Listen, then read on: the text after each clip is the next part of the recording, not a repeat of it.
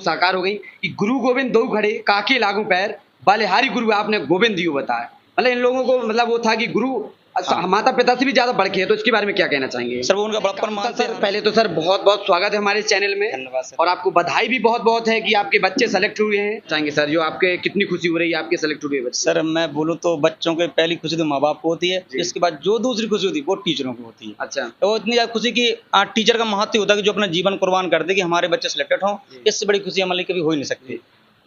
मुस्कान भी आपके चेहरे में बहुत झलक हाँ रही है सर, बहुत, क्योंकि सर मेहनती बच्चे बहुत करते हैं हमारे। ऐसे ऐसे बच्चे आते बेचारे गांव से कि वो कुछ भी नहीं जानते, फिर उनको इतनी मेहनत करते, इसलिए कि हम उनको कभी एहसास दिलाते नहीं कि हमारे स्टूडेंट है। हम सोचते हैं हमारे छोटे भाई या मित्र की तरह, क्योंकि जब तक हम मित्र नहीं मानेंगे तो वो अपनी कमियां नहीं बताएंगे, और जो कमियां बताते हैं उनको हम बेस्ट मतलब कुछ समझाते भी हैं कि भाई देखो, समझाने पहले ये कि अगर आप पढ़ भी रहे, पढ़ाने से ज्यादा उनको गलतियां देखना पड़ती, गलतियां कर रहे हैं गलतियां का जी।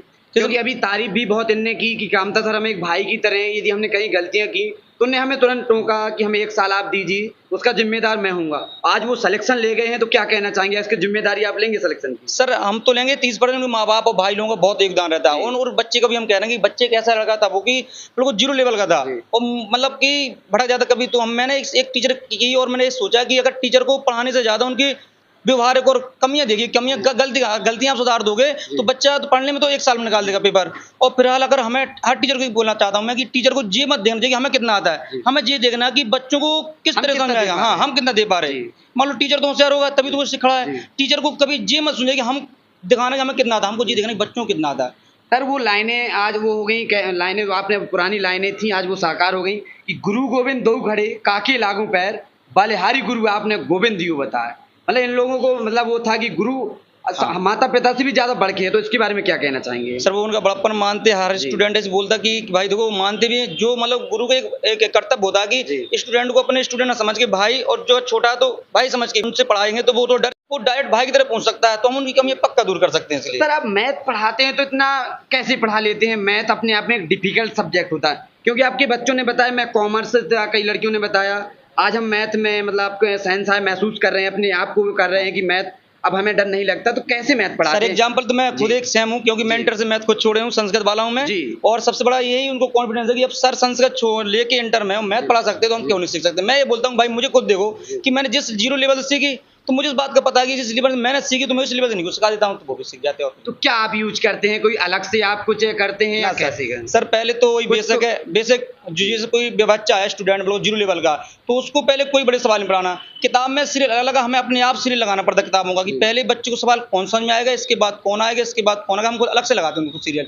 ना किसी किताब को उठा के छापते नहीं कभी। किताब में लगे मतलब उल्टे सीधे सवाल उनको छांट के एक लाइन पर लगा के फिर उनको धीरे धीरे कर समझाते, फिर जीरो पर पॉइंट कर करके वो हाई लेवल तक काफी समझाते। उनको भी समझना अच्छी बात है, वो समझते बहुत है, और आधा कर्तव्य टीचर का सिर्फ 30% उठता, बाकी 70% तो मैं बच्चों का ही मेहनत कहूंगा, क्योंकि हमारा काम सिर्फ 30% का, जो घर पे जाके रिवीजन ना करेंगे तो हम कुछ नहीं कर पाएंगे। वो एक गुरु को उनके शिष्य महान बनाते हैं, गुरु कितना ही मान, अगर शिष्य नहीं पढ़ेंगे तो फिर गुरु कोई मान दे। तो जो भी हमारे प्यार बच्चे थे वो सब उनकी बदौलत है, उन्हीं की मेहनत है। मैं तो सिर्फ 30% के लिए हम लगे हैं, बाकी 70% हमारे बच्चों की दिन रात की मेहनत है वही। तो ये रहे कामता सर। यदि आप कामता सर को लाइक करते हैं तो लाइक कर दीजिएगा, शेयर कर दीजिएगा, क्यों कामता सर जरूर आए। सर क्या कहना, और क्या कहना चाहेंगे सर? बस सर ये बोलेंगे जो नए स्टूडेंट हैं वो सिर्फ एक लगन से तैयारी करें, ना ज्यादा आगे भागना कि हम गिरी जाएं, ना ज्यादा पीछे रहना, एक रिदम में कि टाइम लगने दो, क्योंकि साल 1.5 साल तैयारी करने में नए बच्चों से ही बोलता हूँ कि आप इंटर करके आए, सिर्फ साल भर कोई गलती ना करें, लापरवाही ना करें, 1.5 साल, इसके बाद सिलेक्शन 100% होगा। बस 1.5 साल मेहनत कर लो, बस कुछ नहीं करना। सन्यास होता है, सन्यास के रूप में आप बैठ जाओ तैयारी करने के लिए, क्योंकि जो आप गलती करोगे सिर्फ आपकी गलती नहीं होगी, पूरे फैमिली को ले डूबेगी, क्योंकि आपका एक तरक्की, एक जॉब आपकी 2-3 पीढ़ी सुधार देगी। और सर एक ये है, आप तो एक टीचर हैं, आप जानते होंगे इसका दर्द होता है जब बार बार पेपर लीक हो जाते हैं।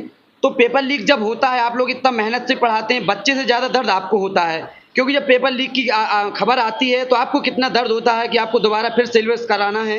तो आपको इसके बारे में क्या कहना चाहेंगे? पेपर लीक का बहुत मामला चल रहा है। हाँ सर, उस बार भी मैं गया था कि पेपर लीक हुआ, उसका दर्द बहुत, आपने बहुत है, मैं भी साथ में था, आपने बहुत सहयोग किया था।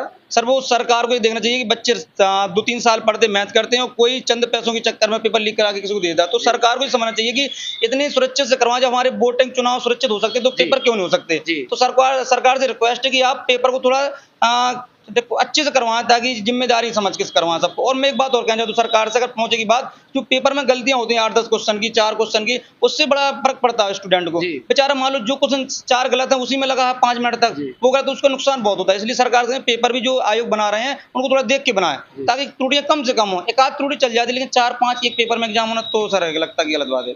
तो ये रहे कामता